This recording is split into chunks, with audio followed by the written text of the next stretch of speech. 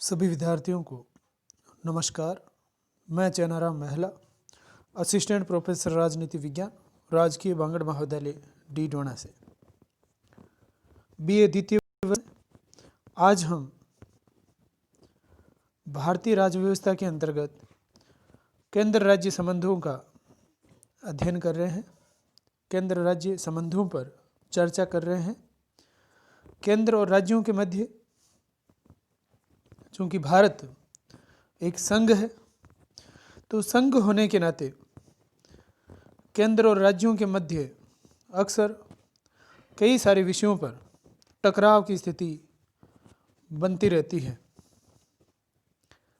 कई ऐसे विषय होते हैं जिन पर राज्यों को लगता है कि इन विषयों पर कानून बनाने का अधिकार हमारा है, तो कई विषयों पर केंद्र को लगता है कि उन्हें कानून बनाने का एक अधिकार होना चाहिए।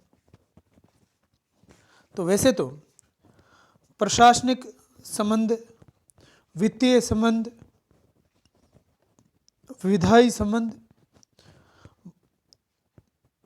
अनेक ऐसे विषय हैं जिन पर चर्चा हो सकती है। आज उन्हीं में से विधायी संबंधों के बारे में हम चर्चा करेंगे। केंद्र और राज्यों के मध्य विधायी संबंध, जो विधेयक बनाने संबंधी जो संबंध है, उनके बारे में आज के इस टॉपिक में हम चर्चा करेंगे। केंद्र राज्य विधायी संबंध। भारत का संविधान अपने स्वरूप में संघीय है तथा समस्त शक्तियां विधायी, कार्यपालिका संबंधी और वित्तीय संबंधी केंद्र और राज्यों के मध्य विभाजित है। तो समस्त शक्तियों का विभाजन किया गया है न्यायपालिका को छोड़ करके।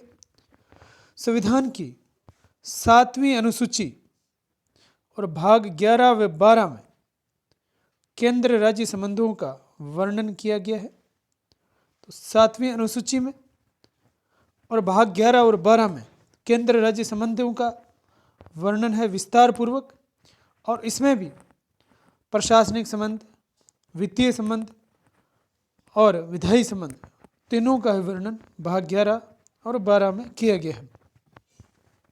संविधान के भाग 11 में अनुच्छेद 245 से लेकर 255 तक केंद्र राज्य विधायी संबंधों की चर्चा की गई है। विधेयक से संबंधित जो कानून निर्माण किया जाता है व्यवस्थापिका के अंदर, उसके संबंधों पर चर्चा 245 से लेकर 255 तक इन अनुच्छेदों में की गई। और जो पूरा जो केंद्र राज्य विधायी संबंधों से संबंधित जो कह सकते हैं कि इसका जो बेस है, इसका जो आधार है, जिस पे चर्चा होती है कि कौन सा विषय केंद्र उस पर कानून बनाएगा, कौन सा विषय केंद्र के अधीन आता है और कौन सा वो राज्य के अधीन आता है, तो उसका जो पूरा विवरण है वो 7वीं अनुसूची में जो तीनों सूचियां बनी गई हैं, संघ सूची, राज्य सूची और समवर्ती सूची, इनमें उनका विस्तार पूर्वक एक एक विषय जो है उसका इसमें बताया गया है कि कौन सा संघ सूची से संबंधित है, कौन सा राज्य सूची से संबंधित है और कौन सा समवर्ती सूची से संबंधित है। तो तीनों का इसमें अलग अलग दिया गया है। सबसे पहले देखते हैं संघ सूची। इसमें वर्णित विषयों में केवल केंद्र कानून बना सकती है। तो संघ सूची के विषयों पर केवल केंद्र कानून बना सकती है। वर्तमान में इसमें कुल 61 विषय शामिल हैं।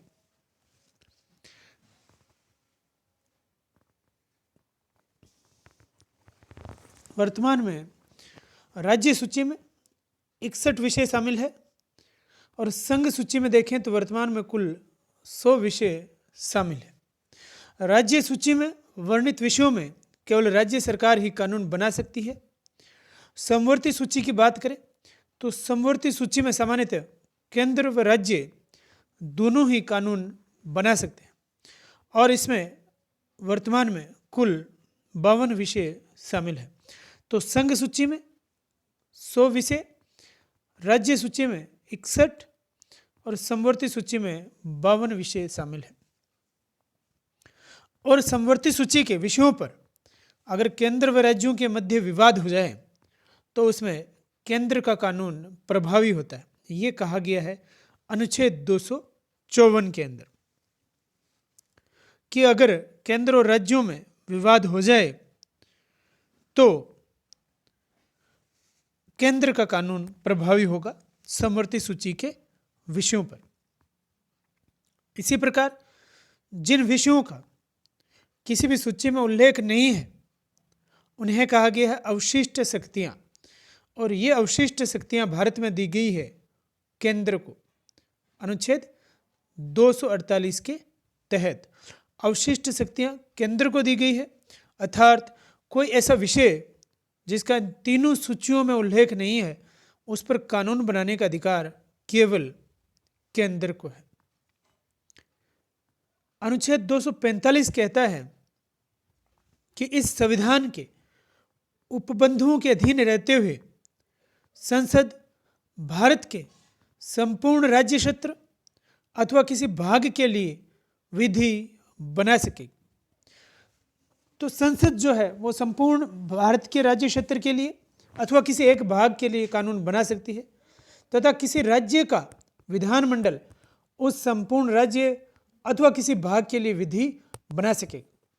तो संसद भारत के संपूर्ण राज्य क्षेत्र अथवा किसी भाग के लिए और राज्य का विधानमंडल संपूर्ण राज्य अथवा किसी एक भाग के लिए विधि बना सकेगा। इसका उल्लेख किया गया है अनुच्छेद 245। अनुच्छेद 253 कहता है कि संसद को यह शक्ति दी गई है कि वह किसी अंतर्राष्ट्रीय संधि, करार या अभिसमय को कार्य रूप देने के लिए समूचे देश या उसके किसी भाग के लिए कोई विधि बना सकती।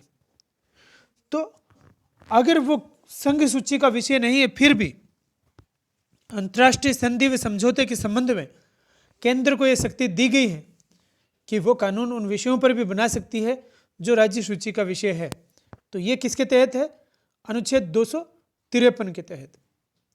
आगे अनुच्छेद 250 कहता है कि यदि आपातकाल की घोषणा प्रवर्तन में हो तो राज्य सूची के विषय में विधि बनाने की शक्ति संसद की होगी। तो अनुच्छेद 250 ये कहता है कि अगर देश में आपातकाल है तो जो कानून बनाने की शक्ति है राज्यों के संबंध में भी, राज्य सूची के संबंध में भी, वो किसकी होगी? वो संसद की होगी। इसी प्रकार जब राज्य में राष्ट्रपति शासन लागू हो, अनुच्छेद 356 के अनुसार जब राष्ट्रपति को राज्यपाल की रिपोर्ट पर यह समाधान हो जाए, ये विश्वास हो जाए कि किसी राज्य में ऐसी स्थिति पैदा हो गई है कि राज्य का शासन वैधानिक आधार पर नहीं चलाया जा रहा है, तो राष्ट्रपति ये घोषणा करेगा कि राज्य विधानमंडल की शक्तियां संसद के प्राधिकार के द्वारा प्रयोग की जाएगी। अर्थात कि संसद को ये पावर है कि राज्यों से संबंधित कानून वो उस राज्य से संबंधित वो कानून बना सकेगा। तो ये अनुच्छेद 356 कहता है। अनुच्छेद 368 कहता है कि संविधान के कुछ प्रावधानों में संशोधन के लिए जो संशोधन के प्रकार हैं उसमें ये जो प्रकार है कि उसमें संशोधन के लिए आधे से अधिक राज्यों के विधानमंडलों द्वारा उसका अनुसमर्थन किया जाना आवश्यक। 2/3 बहुमत संसद का प्लस आधे से अधिक राज्यों के विधानमंडलों द्वारा अनुसमर्थन किया जाना। तो यह विषय है, कौन कौन से विषय हैं? राष्ट्रपति के निर्वाचन की प्रक्रिया, संघ की कार्यपालिका शक्ति का विस्तार, संघ की कार्यपालिका का क्षेत्र और राज्य की कार्यपालिका के क्षेत्र, और विधेयक शक्ति का वितरण, जो विधेयक शक्ति है उसका वितरण। तो 368 ये कहता है कि कुछ प्रावधान ऐसे हैं जिनमें राज्यों के विधानमंडलों का भी समर्थन आवश्यक। इसी प्रकार अनुच्छेद 249 कहता है 249, यदि राज्यसभा अपनी उपस्थिति और मत देने वाले सदस्यों के 2/3 बहुमत से प्रस्ताव करे कि राष्ट्रहित में आवश्यक है तो संसद राज्य सूची के किसी विषय पर कानून बना सकती है। तो ये राज्यसभा का एक विशेष अधिकार है जिसके तहत वो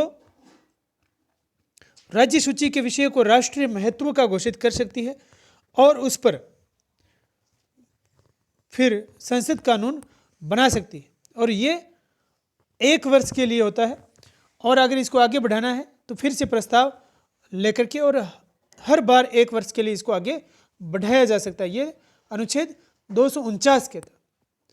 आगे किसी विषय विशेष पर कोई ऐसा टॉपिक है, कोई ऐसा विषय है जिस पर विधि निर्माण का अधिकार राज्य विधानमंडल को है अथवा किसी संघ विधानमंडल का, इस पर मतभेद होने पर, अगर ये मतभेद हो गया कि ये राज्य सूची का विषय है अथवा संघ सूची का, तो निर्णय करने के लिए न्यायालय को ये देखना होगा। तो यहाँ पे कोर्ट जो है वो ये देखेगी कि अमुक विषय का सार और सत्व 7वीं अनुसूची की कौन सी सूची के अंतर्गत आता है, संघ, राज्य अथवा समवर्ती सूची।